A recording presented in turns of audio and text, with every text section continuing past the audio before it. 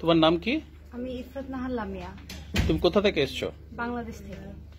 তুমি কি জন্য এসছো ইন্ডিয়াতে বা বেঙ্গলে?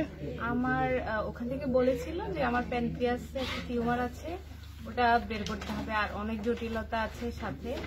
তো আমার একদমই বিশ্বাস ছিল যে আমি ডক্টর সুদর্শন সেনের কাছে আসলে আমি ঠিক হয়ে যাব, এতটুকু বিশ্বাস নিয়ে এসেছি এবং সেটাই সফল হয়েছে। আমার বিশ্বাস,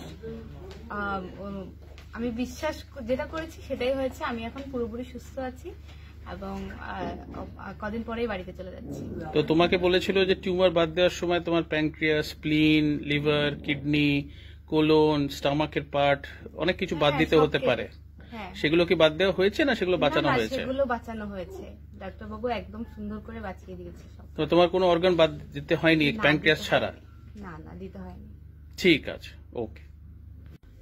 আপনাদের কি অভিজ্ঞতা আপনার বাড়ির মেয়েকে নিয়ে? আমাদের অভিজ্ঞতা হচ্ছে, বাংলাদেশে যখন আমরা ছিলাম, আমাদের যে ছোট বোন ইফরাত লামিয়া, ওর প্যানক্রিয়াস টিউমার ছিল। তো বাংলাদেশ ডক্টররাও আমাদেরকে হতাশ করে দিয়েছে যে আমাদের এই রোগের ট্রিটমেন্ট ওয়ার্ল্ডে নেই।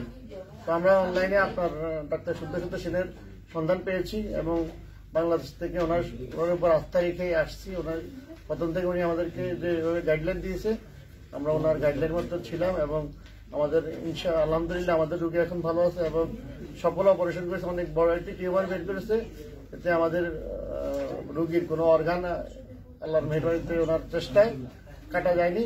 আমরা আল্লাহ দরবারে শুকরিয়া এবং পাশাপাশি ডাক্তার সুদর্শন সেনের জন্য সবসময় আমরা এবং আমাদের পরিবার সবাই দোয়া করবো। মাকে জিজ্ঞেস করছি যে আপনি তো খুব কান্নাকাটি করেছিলেন, ভেবেছিলেন কিছু বোধহয় মেয়ে বাঁচবেই না, তো আপনার এখন কি বলার আছে? আলহামদুলিল্লাহ, আমার মেয়ে পুরোপুরি সুস্থ। ডাক্তার স্যার আমার মেয়েকে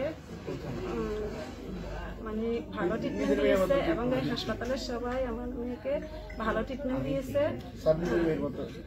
স্যার ওনার মেয়ের মতো ওনাকে দেখাশোনা করেছে। আলহামদুলিল্লাহ, এখন ভালো আছে, খুব ভালো।